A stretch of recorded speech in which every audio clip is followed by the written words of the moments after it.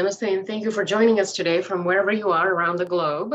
Dr. Pankaj Jain and I were thinking about doing this in person, but I'm glad now that we're doing this virtually so that many of you can join and be present for the talk. Dr. Pankaj Jain is a philosophy, religious studies, film studies, sustainability, and diaspora studies professor. He's authored 3 books and co-edited the Hinduism section of the Encyclopedia of Indian Religions. His articles have appeared in multiple academic journals and popular websites. In this particular webinar, Dr. Jain will share examples from key Dharmic and Yogic texts and contexts from which Hindus, Jains, and Buddhists have continued to derive their inspiration, especially on the topic of environmentalism and ecology. Evidently, in yoga and dharmic contexts, religion, ethics, and environmentalism are intertwined, interconnected with each other instead of distinct evolved theories. So Dr. Jain will shed light on that. We often see that the paradigm here in the West, which kind of has education, public policy, advocacy frameworks working top down, is not exactly the way we see things from an Indic perspective, which is a bottom-up approach. So here, this is where kind of yoga practices and individualism at the local level, at the bottom-up level, comes in to tackle some of these problems. So Dr. Jain, welcome. Happy to have you here. And for those who, as a side note, for those who may or may not know him so well, he's really a film buff. So if you have questions about any of that, please do put them in the chat and we will take them up after his talk. Thank you, Dr. Jain, all yours. Well, thank you, Dr. Kanoja, or just Anjali, thank you. And thank you for inviting. Thank you for organizing this. I think you said very well that in Indic context or largely non-Western context, we don't see watertight compartments between different practices such as yoga or spirituality or health issues or environmental issues. I guess my background is also giving such a bit of a glimpse from my campus in India, Pune, where I teach and research and write. This is the Flame University background. You see hills and mountains on the background. You see a little bit forest area and the campus and water all intertwined. So that's the way we envision yoga or yogic philosophies, principles for several millennia in Indic world. Let me go ahead and start my screen, my PowerPoint presentation. So this is what I've been doing for now almost 2 decades, the ideas of sustainability, dharma, yoga, and ecology. So if we look at, I showed you a glimpse from India, but if we also take another look of Indian environmental issues, we know that there are many issues: assault on land and loss of forest and pollution, urbanization, and so on going on in India. But this can also be seen as an 80-20 problem in the world, where 80% of the world's resources are used by 20% of us sitting in the Western cities such as Dallas or Houston or New York or Californian cities or so on. So most of the forest that is being destroyed across the world is consumed by us. Most of the minerals that are taken out from across the world are consumed by us. You know, every few months we need a new phone. Where does that come from? All those resources are being taken out from South America, Africa, or Asia. So if we look at the environmental issues from another perspective, we know that National Geographic has conducted these green deck surveys from 2008, 9, 10, 11, 12, 13 to 14. 2014 was the last survey they did, and then they stopped for some reason. But in every survey that they conducted, they termed India as the greenest country, even though there are so many environmental issues. But what I would like to highlight is that even today, with less than 1/4 of the population, less than 1/4 of the natural environmental resources in India, and more than 4 times of the population in India, still because of the housing, the way people live in their houses with almost no air conditioning, heating, very little water needs, dwelling sizes very less, very small, appliances needs are very limited. Transportation habits in India are still mostly based on public transport. Food habits are largely limited to very less consumption of meat or bottled water. Big ticket items are also less. So all these habits contribute to the overall carbon footprint of the country much less compared to per capita carbon footprint of the country is much less, even though with such a huge population. So out of these habits, how does this connect with yoga? So I would like to take this, especially the food habits of Indians largely in India are still very less consumption of meat compared to Western countries. And that probably is pointing to the yogic habits, yogic practices and dharmic practices that have been popularized in India for several millennia by the Buddha and Mahavir and many other Indian philosophers, gurus in the past and even in present times. So now, if we look at this one study that was done in Greece, the effects of yoga and sustainability, what they found is that 195 adults in Greece completed the general environmental responsible behavioral scale, and findings indicated that yoga practice might be an effective supplement and tool to promote green sustainable programs currently run by environmental and social organizations. So this is a paper, The Effects of Yoga Practice on Practitioners' Environmental Behaviors and Sustainability in Environmental Management and Sustainable Development. This is the name of the journal. So this study demonstrated that yoga does promote more sustainable behavior in the practitioners. So there is one view to connect yoga with ecology. Now, another paper that was published in this journal, Worldviews, Global Religions and Culture and Ecology, this came out from a PhD dissertation in Florida, where they said that the South Florida yoga practitioners describe increased sensory awareness after yoga, yet they practiced common natural resources, protective actions like recycling and reducing fossil fuel use no more frequently than their non-yoga counterparts. Practitioners, other yoga-based and meditation-enhanced spiritual experiences like non-evaluation and non-attachment to physical and mental phenomena, as well as yoga's inward self-focus on the physical body, may divert aspirants from proactive environmental behavior. So what I want to summarize is that one study, the previous study in Greece, said that yoga does help participants in becoming more environmentally aware, whereas this study in Florida is not making any such claim. In fact, it is saying that yoga might, in fact, make the practitioners more inwardly focused, and that may not help in promoting sustainability. So those two practices, those two studies in two different parts of the Western Hemisphere, both pointing at different results, right?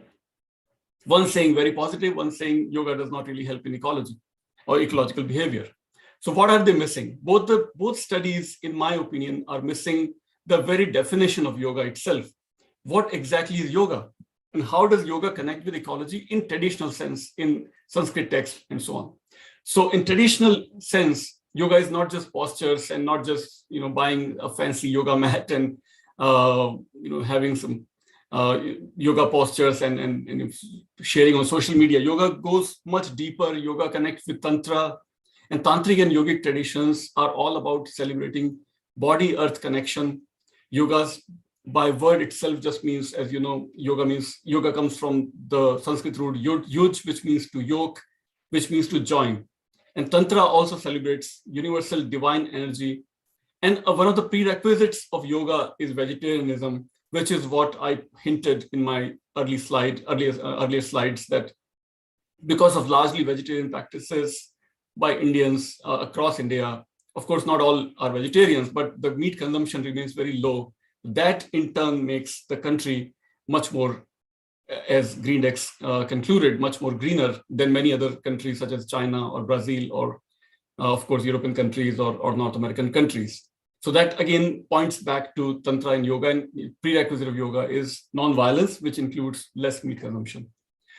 So now if we go much deeper now to 8 limbs of yoga, we know that yoga consists of these 8 limbs, which is Yama, which means restraint, Niyama, which means observance, Yama and Niyam in traditional Indian words. Yama becomes Yama in English, Niyama, Asan or Asana, which means posture, Pranayam or Pranayama, which means breath regulation, Pratyahar or Pratyahara, sense withdrawal, Dharana, concentration, Dhyana, meditation, and Samadhi, total absorption. These are the 8 limbs of yoga, or what is called as Ashtang Yoga, that has been practiced for several millennia across the Indic world and now across the world.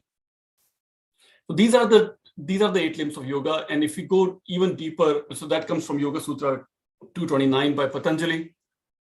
And so Yama itself, now if we go even deeper into Yama consists of 5 principles.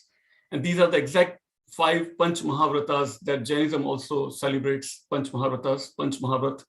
Ahimsa being the first, non-violence, Satya, truth, Asteya, non-stealing, Brahmacharya, celibacy. These are really simplistic translations of the original terms. So I put both the terms, and this is the closest that we can get to Brahmacharya. Aparigraha means non-accumulation. So just the one limb, if we take out of Yoga Sutra's definition of yoga, which was, let me go back, 8 limbs of yoga was first itself was Yama. And if we take a deeper look at Yama itself, just these 5 principles are, in my opinion, enough to make a yogi completely in tune with environmental awareness or cosmic energy. Traditionally, the word yoga connects with yogi. Yogi has been also used synonymously with sannyasis or sadhus, or just any noble person who is deeply aware of his or her spiritual energy and the cosmic energy. So this sync or this harmony with cosmic energy is what has been promoted or practiced for thousands of years in the yogic world or in the Indic world. So this was the first limb of yoga, Yama, which has these 5 principles or 5 pillars of Yama itself. So ahimsa, non-violence. Now ahimsa, if we take a deeper look, ahimsa prerequisite would be to not harm a single particle, to not harm a single being in the universe. For my existence, how can I minimize violence across the world? And not just physical violence, but verbal violence, mental violence, emotional violence. How can I cut down on my food intake? If you go 3 millennia earlier in India, probably many were sacrificing animals in their rituals, in their Hindu Vedic rituals. But with Buddha and Mahavira, this influence of non-violence as it spread, the consumption of animals in rituals or in food eventually came down drastically. And now, largely, the Indian food it consists of lentils and rice and wheat. That, as I already said many times in this presentation, that keeps the overall carbon footprint much lower than many other countries compared to China or Brazil or France or UK or US or so on. The second pillar of Yama would be Satya or truthfulness. Now, truthfulness, again, is a very, very simplistic translation of Satya. Satya simply means, Satya comes from the Sanskrit root Sat, which means to exist, or which connects us with existence. That which is, as many have translated Satya as, that which is, which means the cosmic entity, cosmic existence, which connects us with the ultimate reality. That is Satya. And that, of course, includes speaking truth, practicing truthfulness, thinking truthfully, doing truthfully. Everything should be honest and transparent, and all that is part of it. But that which connects us with transcendental energy is Satya. Asteya, non-stealing, means not to take away anything which is not mine. Right? So that includes all kinds of behaviors, of course, again, physical, mental, emotional, and that non-stealing, which means not to take away even anything from nature which does not belong to me, to limit my needs, to limit my greed, but also to limit my needs. Then Brahmacharya also, again, is a very, very simplistic translation of celibacy, but Brahmacharya means a charya, a practice to live in Brahma, to merge with Brahma, to remain merged with Brahman, that is, again, transcendental energy, 24/7. That is the real translation of Brahmacharya.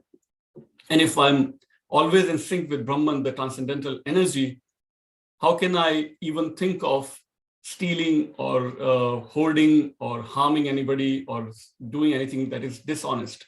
So all these 5 principles are really intertwined, and that they all really connect with transcendental energy, that energy which is beyond this universe, but also in every particle of this universe. So every particle in turn becomes part and parcel of Brahman, the cosmic energy, the transcendental energy. So if that is the perspective, the harm towards environment or any misuse of environment, abuse of environment will automatically stop. And that is how yogis have been living in Indic world for thousands of years, by limiting their needs, by limiting their greed, by limiting their violence. And last, again, is also connects with what we have already discussed in this slide, aparigraha, non-accumulation. which means to, again, to not hoard, not accumulate, not collect anything that is not needed for my immediate existence, to limit my needs, to limit my greed. So these are the 5 principles, Panch Mahavrat, as also celebrated in Jain philosophy, but also these are, so many of these principles in what we discuss in Yoga Sutra are not just limited to Hindu Dharma or Jain Dharma or Bodh Dharma or even Sikh Dharma. They are really transcendent, pan-Indian phenomena. These are pan-Indic principles. And now with the spread of yoga across the world, and especially now that we celebrate International Yoga Day, I think somebody who is seeped into this tradition would most likely would definitely hope that these principles should also percolate, should spread across the world, and yoga should not just be, as I said, throwing a fancy yoga mat and doing some fancy postures, but yoga really means practicing these principles 24/7, to be in tune with these principles so that environmental behavior just happens as a byproduct. You don't have to do recycling more, but you have to be an environmentalist 24/7 by limiting your needs, by having a lifestyle that is in tune with the divine energy. That is what yoga teaches, in my opinion, based on these principles. So this was, again, just one limb of yoga that we discussed so far. Coming to the second limb, and that this comes from Yoga Sutra, chapter 2, verse 30th. Second limb of Yoga Sutra. So Yama, Niyama, let me go back again to remind everybody what we were discussing. So we are discussing 8 limbs of yoga. Ashtang Yoga, that is in Sanskrit. Asht means 8, Ang means limbs. Ashtang Yoga, 8 limbs of yoga. We discussed Yama so far, and now we are going to Niyama, observance.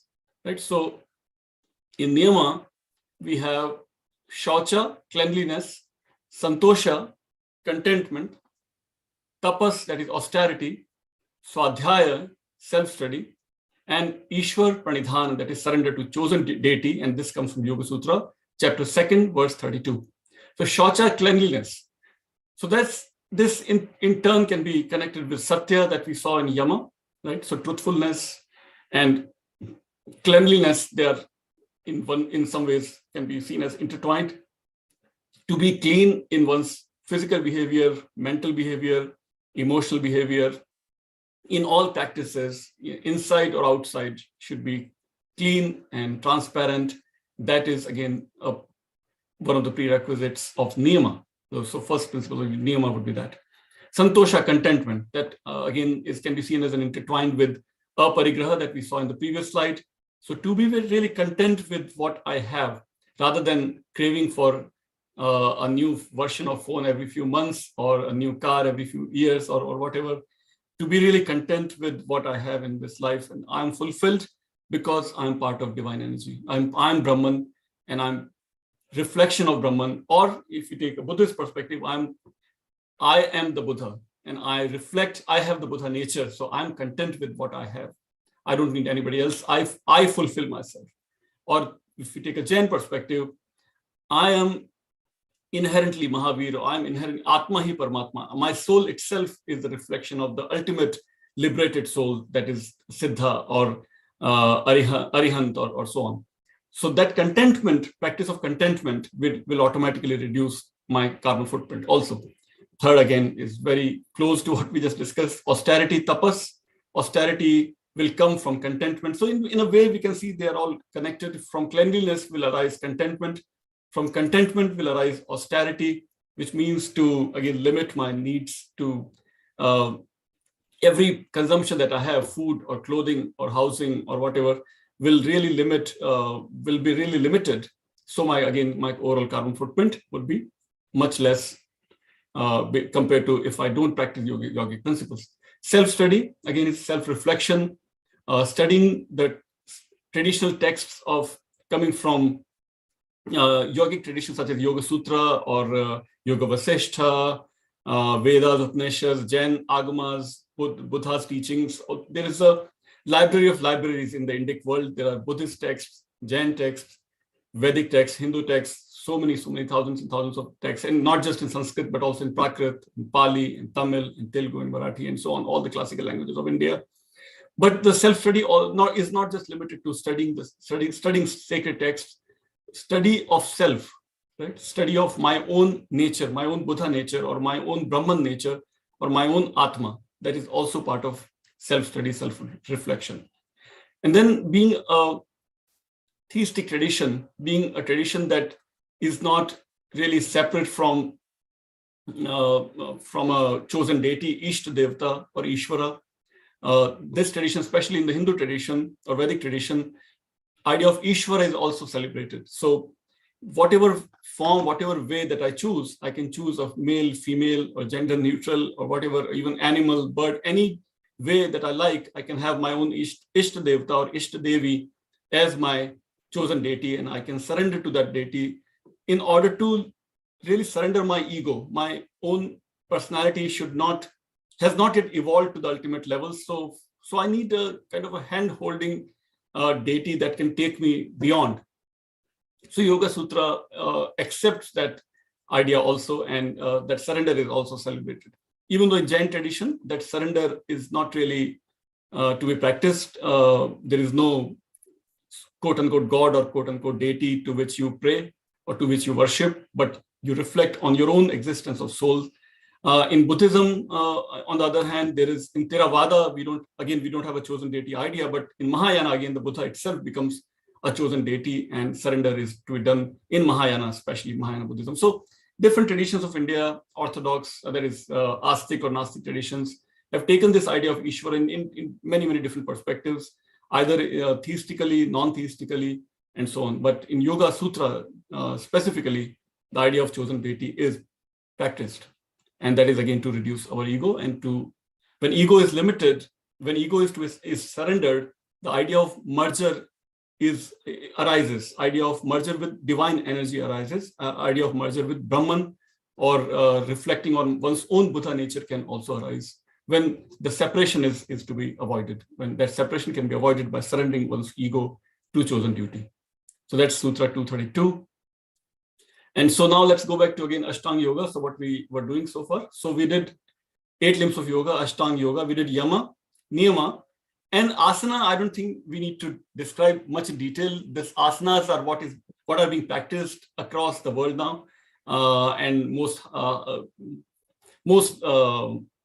visibly can be noticed on the International Yoga Day, which is I think June 15th every year, which was promoted not just by India, but more than 100 countries in the United Nations had brought that idea forward, and globally now it is practiced. So asanas we already are aware of what asanas are, different postures of downward dog and Suriname. So many postures are now very popular.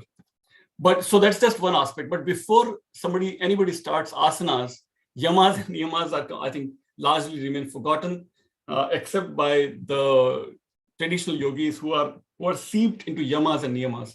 But in my opinion, without yamas and niyamas, asanas have no meanings. They're just stretching exercises, right? But yoga also does not stop at yama, niyama, or asanas. The fourth one is pranayam or pranayama in English, which means to regulate one's breath. Now, breathing techniques are also part and parcel of yoga, and that is also not enough highlighted, in my opinion, and that needs to be done more. And pratyahar, after all these, so these are the steps, or 8 limbs. So yama, niyama, asana, pranayam. Then comes pratyahara, which means to completely withdraw one's senses inward, which again means that not going after sensory pleasures or to consume more natural resources, but to really reflect inward, to reflect on one's own existence. So that also draws one inside. And then comes the next step is dharana or concentration on one's chosen deity or one chosen object. And dharana leads to meditation, dhyana. So dharana is to be practiced. Dhyana meditation happens as a byproduct. And finally, the ultimate climax of dhyana or meditation is samadhi, which means total absorption, when one really realizes one's true nature, true Buddha nature, or true Brahman nature, or Paramatma nature in Jain tradition. So this is all comes from Sutra 229. This is what is the real definition of yoga, or 8 limbs of yoga, Ashtang Yoga. That is, if these are practiced in true sense, environmental behavior or sustainability will not have to be taught. It will happen as a byproduct, in my opinion. So let's now keep going. Yama, niyama, we completed. And Now let's take a look at what are the other dharmic teachings that can be connected with environmental practices. So in dharmic teachings, I think we can start with Panch Mahabhutas and Ishavasyam. Panch Mahabhutas are the 5 elements from universe, are interconnected, and that is the foundation of the universe. And those 5 elements, fire and water and air and space and earth, they are not just outside of our being, but they are also inside of our being. So our senses are connected and they reflect the outward elements. So this bond between senses and elements is what is highlighted in environmental connection, if we take Panch Mahabhutas as connected with the environment.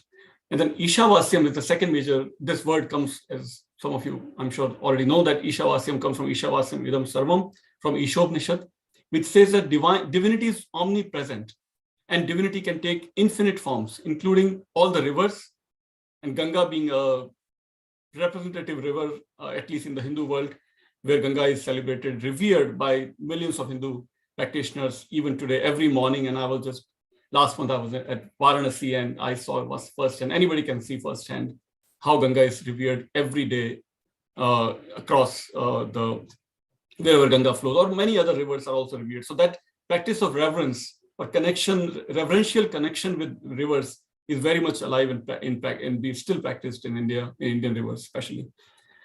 Then Ishavasyam can also be connected with earth as Devi, Bhudevi, so Bhumi Devi or Dharti Mata. So millions of Hindus, when they wake up in the morning, they say, Samudra Vasne Devi, Parvatas Tana Mandale, Vishnu Patni Namastubhyam, Padas Parshang Kshamaswami. Oh Mother Goddess, please forgive me. As I wake up, I will be walking upon you. I will be touching you with my feet. And so please forgive me as I touch you, my mother. So these are the ideas, these are the verses that inculcate these reverential attitudes towards ecology, towards earth, towards rivers for thousands of years. And even today, millions of Hindus practice these ideas. And they, even with so much pressure from modernity and population, yet many resources still are saved in India. They are protected, they are saved. Only in India, outside Africa, can we see large beasts such as leopards, rhinoceros, lions, and tigers and elephants, all living in harmony with 1.4 billion humans, with less than 1/4 of the resources, if we compare with US, less than 1/4 of the natural resources in India, but more than 4 times the population, yet we find all these large beasts in India. And that those animals can coexist, I think, because of these ideas that are inculcated in Hindu minds, in Indic minds for thousands of years. And because of these ideas, I think we see all that wildlife, all that flora and fauna. And if you talk about that desert, for example, Thar Desert in Rajasthan, that remains the richest desert in the world in terms of flora and fauna. Again, because of the many traditional communities there, such as Bishnois and many other Jains and so on, who are largely vegetarians. They're completely vegetarians, in fact, Bishnois and Jains especially. Because of that, they accept and they protect their animals and birds and so on. So I was just talking about Bishnoi, and here is a picture of Bishnoi woman who is taking care of her own child with the same love and care as she would do to a cub of a deer, of a black buck. Black buck is the rare endangered species, but it survives there in Rajasthan because of the Bishnoi sacrifice, Bishnoi love for nature, Bishnoi reverence for nature. So that is the dharma of Bishnoi community, especially. Dharma is duty, dharma is virtue, and those efforts to protect ecosystems happen as a byproduct of practicing dharma by communities such as Bishnois. Similarly, karma we can study as an interconnection. Karma is eco-impact. So if we dump it, we drink it. If we dump trash into rivers, we are bound to drink the same river. So that is the cycle of karma that can be seen in nature also. So many rivers are now protected, are being cleaned because not everything is perfect, but rivers exist and being cleaned, and people still survive and thrive based on those rivers because of such ideas. And that's how people are still living across the world, that to be more aware about the cleanliness of rivers and other environmental resources. More ideas. Ahimsa and sannyasa we also discussed. Ahimsa and sannyas we also discussed as part of the yogic traditions. These are prerequisites in many ways for yoga also. Like we said, non-violence is the greatest dharma for nature by not harming environmental resources. Ahimsa to the earth improves one's karma. If we do more violence, more himsa to the earth, we are affecting our own karma, and that limits our own bliss, our own spiritual progress. Sannyasa is almost like a synonymous or other side of yoga, which includes fasting, limited consumption, and renunciation, and that is demonstrated by all three major traditions of India, ancient traditions of India, Hindu, Jain, and Buddhist traditions. They all celebrate sannyas and fasting and consumption, limiting consumption and renunciation. Sacred groves is another idea of within India, but also across the world, actually, where forest fragments are protected and revered with religious connotation, where hunting and logging is prohibited. These are the major sacred groves across India. They're in different languages. They're called Aranya or Oran and so on. They are spread across India. And they are, again, because earth is to be revered, forests are to be revered, trees are to be revered. These forest fragments are protected and revered by community living there in these forests. Vishnu, I already mentioned. They were the first community that literally hugged their trees as the soldiers of Jodhpur were trying to cut off some trees. Amrita Devi, the first woman in the world who literally hugged a khejuri tree, Rajasthani desert tree, and she was killed as she was trying to protect her sacred trees. And with her, more than 300 Vishnu men, women, and children were killed. But they succeeded in getting those trees declared as protected trees, as revered tree by the local emperor. That is how, like I said, the desert remains today the richest in flora and fauna, that desert in the world. And even today, Bishnoi are at the forefront of saving their birds, their animals, their natural resources in Rajasthan, and that is why the ecology survives. Then the Swadhyaya example, where they have, like we discussed, Swadhyaya means self-study, which includes self-restraint and austerity. And they were given Templeton Prize in 1997 because of the innovative ways they connected spirituality with socio-environmental resources. They created new sacred groves. They created new forests, new forest fragments, new farms where the traditional spirituality of people was connected with the environmental resources.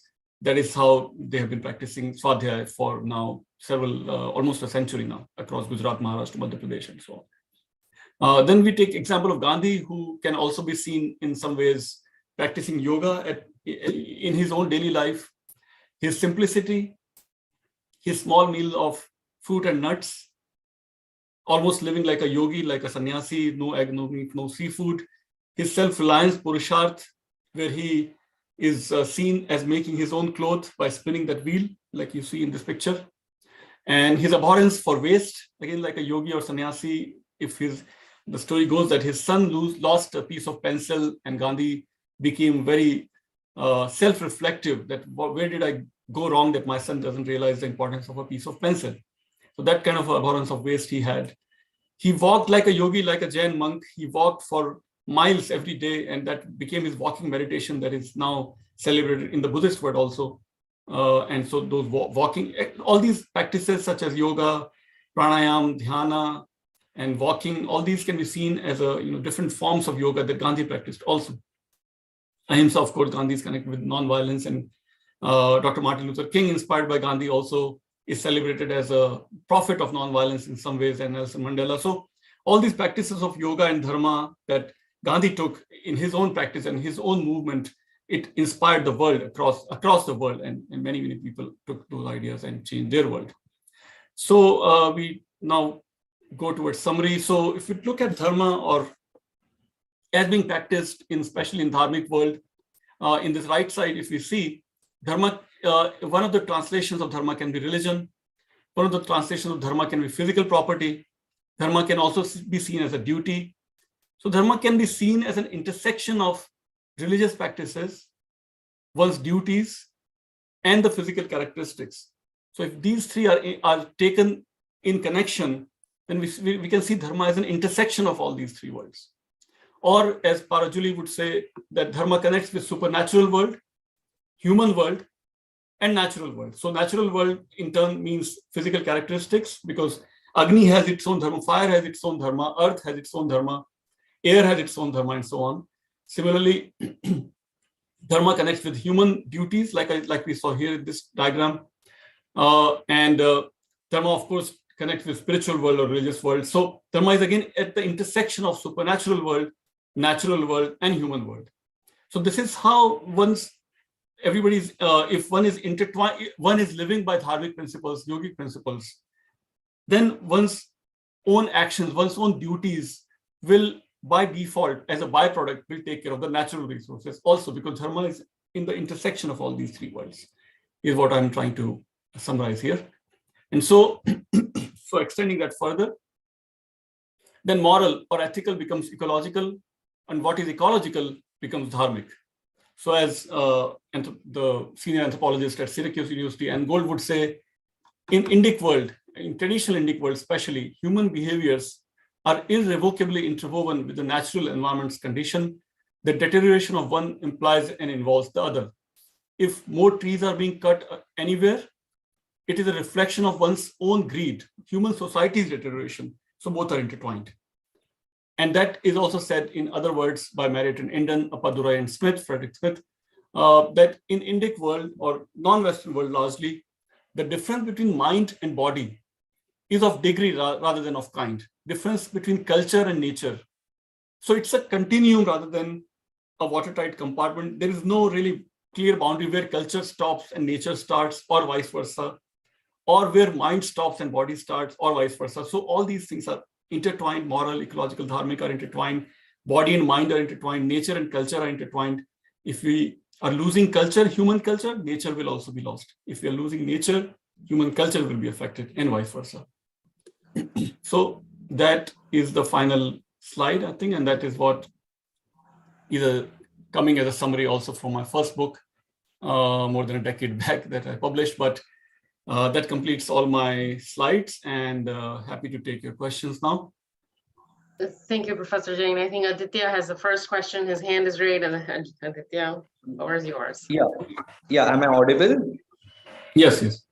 Yes. So, Dr. Jain, I have three small questions. The first is, after the Sanatani consensus between Jaina, Vaidika, and Buddha, what would be the consensus opinion on limited non-vegetarianism, which is the version of non-vegetarianism that we see in India, which is not indiscriminate but extremely limited? The second question I have is, amongst the different darshanas within the category of no astic darshanas, we have the Bauddha Darshana, and among Bauddha Darshana, we may have 4 subcategories. I want to know the scientific temperament as we see today as a perspective. Could it be one of the Upadarshanas of Bauddha Darshan, or could it also be there in the other darshanas? Because the scientific temperament does need to be applied for ecology. It cannot all be just ethos. So, does not India have a scientific temperament? The third thing is... No, wait. Let's go one by one, please. Okay, so my first question is, when we are talking of the Sanatani consensus, Jaina, Bauddhika, and Buddha and Vaidika, in that, what would be the perspective about non-vegetarianism? So I understand that Jainism does not support it, but there is no Buddhist country in the world which is vegetarian. And India remains the only country in the world which has a vegetarian community for thousands of years. And of course, there is a huge contribution from Jain philosophy, and there are many Vaidika Hindu philosophies which are Jain, which are vegetarian. But what is the Sanatani consensus regarding acceptance of limited non-vegetarianism? Yes, these are all, I don't think any one person or anyone's webinar can settle such a question. It's not really a question, it's a discussion point. And we all have to reflect on this. And if we go back to, let's see, where should I go back? Okay, I think if we go back to this slide, I think it's an evolving pattern. It's not all these principles that we discussed, or 8 limbs of yoga that we discussed. No one person can ever practice or achieve all these, in my opinion. No one person can ever achieve or practice all these principles or 8 limbs of yoga in one life. It's an evolving pattern. You evolve from one life to the next life. I was recently looking at Simon Sinek's book called The Infinite Game, right? If you apply that infinite game idea here, it's an infinite process. It even continues after one achieves moksha, especially in Jain philosophy. So even after one achieves moksha, the siddha will remain a siddha separate from universal consciousness. There is no universal consciousness in Jain philosophy. There is no Brahman. So even after moksha, one remains as a separate individual Atma in perfect bliss, of course, in perfect energy, in perfect peace, and so on. So even there, they are conscious of their own bliss and their virya, their ananda, their shanti. So the process is infinite, is what I'm saying. So in that infinite mindset, it is an ongoing process to keep improving oneself, to keep adhering to more and more non-violence, more and more truthfulness, more and more non-stealing, and so on. Yama and Yama, right? So even in Jain, so you highlighted Jain tradition, and which is what my surname is, Jain, right? But even in Jain world, it is not a settled phenomenon that if you stopped eating meat, you are a perfect Jain. No, even within vegetarianism, in Jain world, you have to limit your consumption, even of vegetables. If you were eating, let's say, potato last week, Jain principle is encouraging or inspiring one, will inspire somebody to cut down on that potato. Why? Because potato is coming from underground. If you eat more potatoes, you're doing more violence from Jain perspective. If you're eating more onions, you're doing more violence. So the idea is to keep progressing from violence to more and more non-violence. Not just cutting down meat, not just stopping meat, but to even stop the roots and stems of a plant. If you eat a root of a plant, you're committing a lot of violence. So stop eating roots of plants such as potatoes or beetroot or garlic or onion and so on. So it's always a process, always an infinite process, like I said, right? So if one was eating, let's say, red meat, Indic idea would be to cut down red meat and maybe limit only to white meat, because even every health professional will tell us red meat is extremely injurious to one's own health and to planet's health. So to progress from red meat to white meat, from white meat maybe to egg and seafood, from egg and seafood maybe next step would be to only vegetarian food, from vegetarian food maybe to cut down more roots and so on, and go towards veganism. So even within Jainism, even within vegetarian world, it's always always a progress, always to be applied coming from that infinite mindset.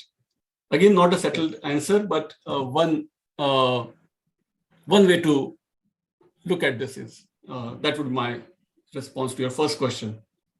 Yes. The second question was regarding the scientific temperament. Yes, amongst the different Astika and Nastika darshanas. Yes. The scientific temperament, when we talk of ecology, we have a scientific temperament. We talk of biotic pressure, we talk of human-wildlife conflict, we talk of corridors of animal movement. So there we are going beyond ethos and we are applying a scientific temperament.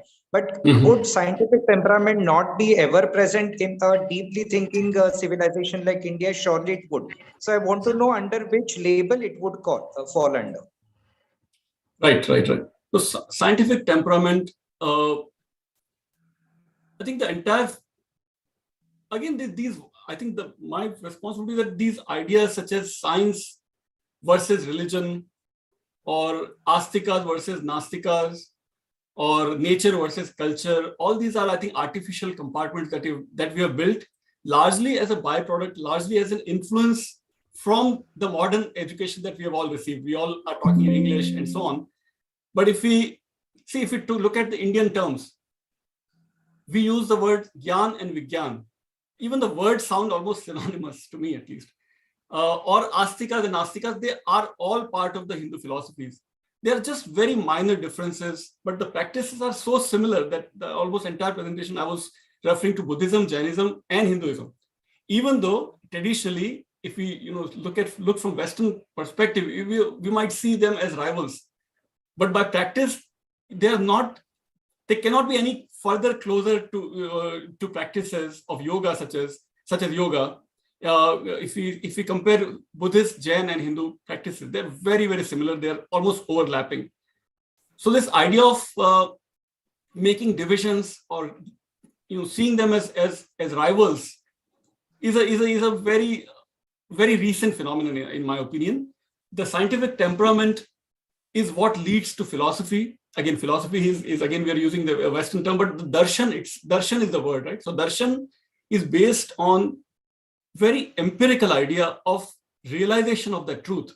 And the realization, again, is an infinite process. Realization should happen at every second. The realization should more and more should happen more and more often, and so on, as one progresses in one's spiritual practice. So that idea of realization itself, to me, can be seen as a scientific temperament. The idea of evidence-based spiritual development, spiritual progress is a reflection of scientific temperament also, to me, right? And so not to accept one's any idea which is just because it is written in a text or just because a guru has said, so you accept it, is a very partial way of practicing. I think the practice is really based on one's own realization, one's own experience, one's own progress, development, and so on, which is a reflection of scientific temperament. Yes, Buddha highlighted it more by when he said that apadipo bhava, that don't accept just because I'm saying, but you practice on your own life, and if you see the result, then you accept it. So Buddha made it more tangible in the way, what we might say as scientific temperament. But that was also, I think, largely hidden or largely practiced across the non-Buddhist world, also within Indic world. So all these are, I think, glimpses of what we might say as scientific temperament. Okay, I think I'll stop there.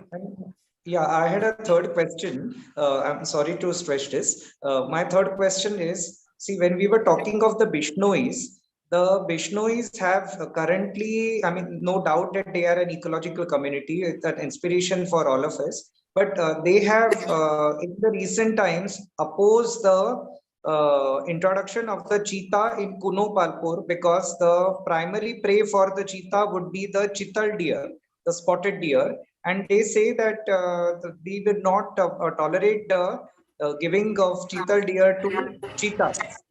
Now, what I would like to say is, isn't this against the order of nature to force a carnivorous animal to abide by vegetarianism? Because this is not what is taught in any of these. So we will have to put a particular restriction on how much we take the vegetarianism angle further.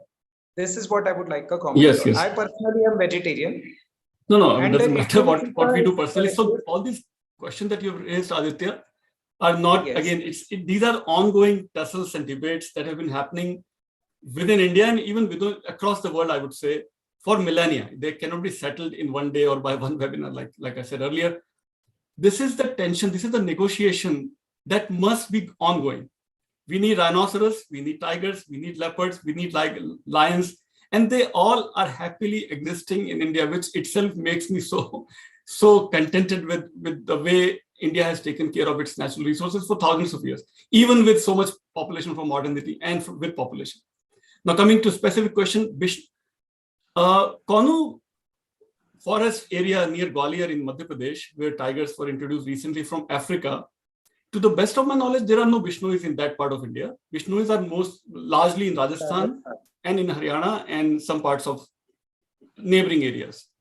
So probably you're referring to some other tribal community that might be opposing the introduction of tiger for different reasons. It was the Bishnois. Okay. So even if it was, whichever community it was, I think the negotiation is resources are so little in India. Imagine 1.4 billion people, 4 times more than US, living with less than 1/4 of the resources. We have to have this comparative purpose. And yet, there are no riots every day in India. No riots for water, no riots for food, no riots for anything. There are violent examples, of course, and there has to be. It's a natural world, but it's a naturally evolving phenomena where all these people and animals and tigers and elephants and leopards and deers and blackbucks, they all have to live with so limited resources. So negotiations happen. Sometimes one party wins, sometimes second party wins. But overall, the balance should remain as well protected as it has been so far, even with so much of pressure. Let's see how it evolves. So that is how I would respond to that. Right? What else? I think Gayatri and Lakshmanji, both of you guys have questions. Gayatri, I think your question might be related to the Bishnoi tribe too, if you want to take that.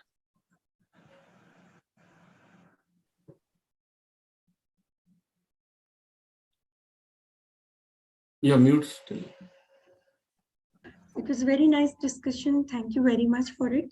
Yes, just taking forward the Bishnoi community, how they actually love the environment and take it very seriously.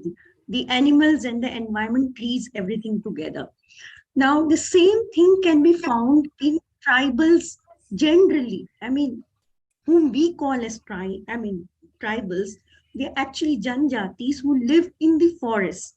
Like, for example, there's this Jada Payeng. He comes from a Majoli community.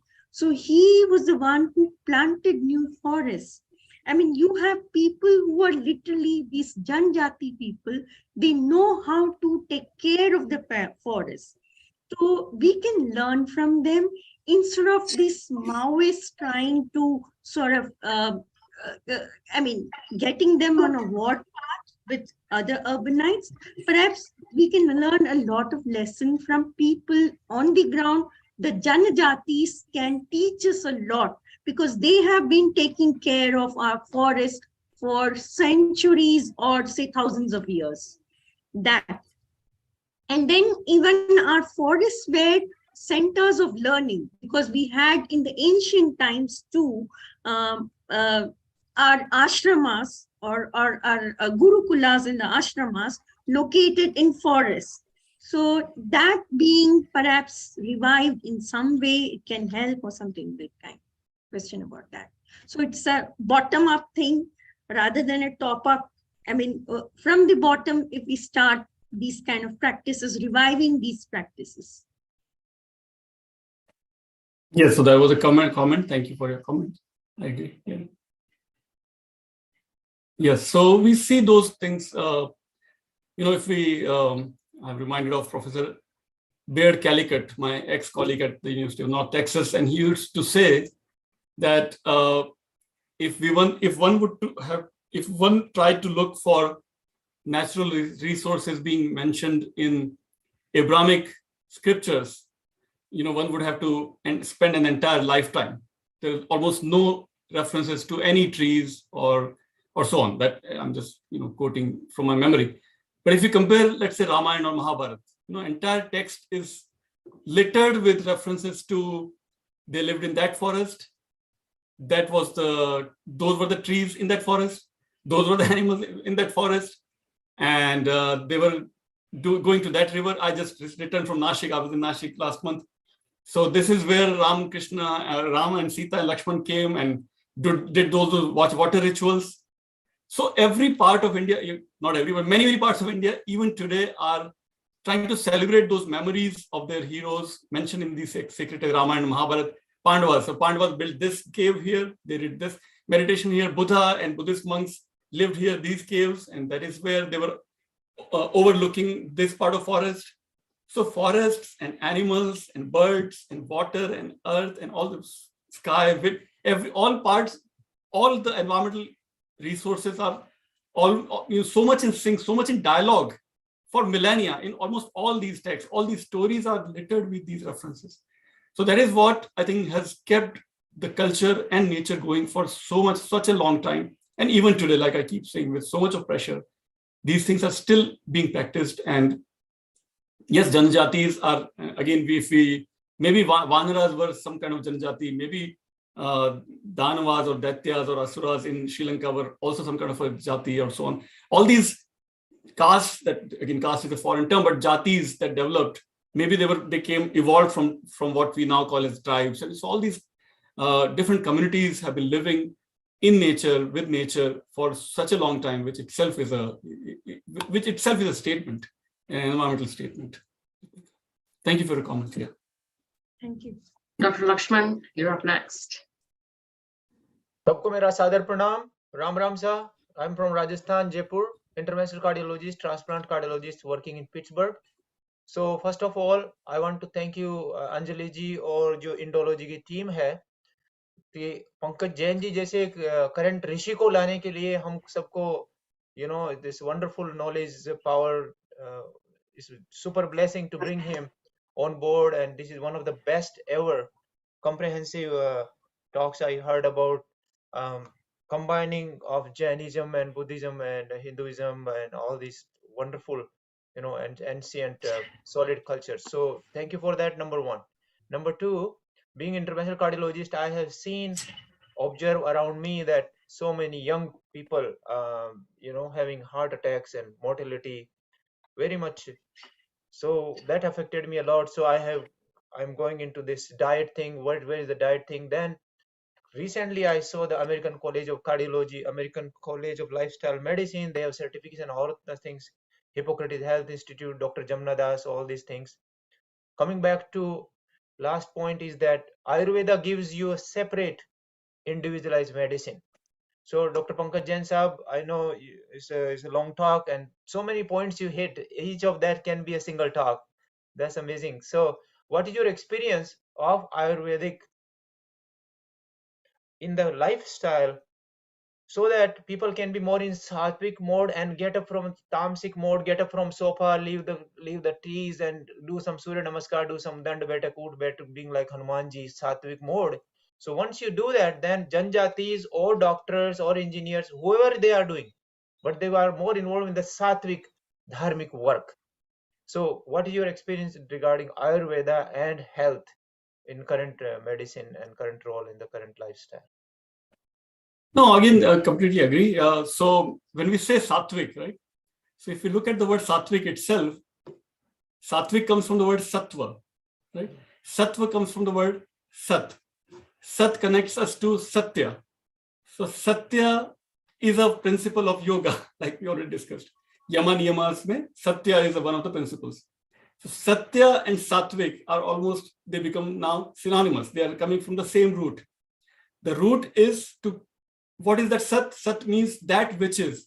What is that which is? That is the ultimate existence, the true reality, the transcendental reality. Doesn't mean the transcendental reality is beyond physical world. No, of course it is beyond this physical world, but physical world also is real, right? That is the Advait.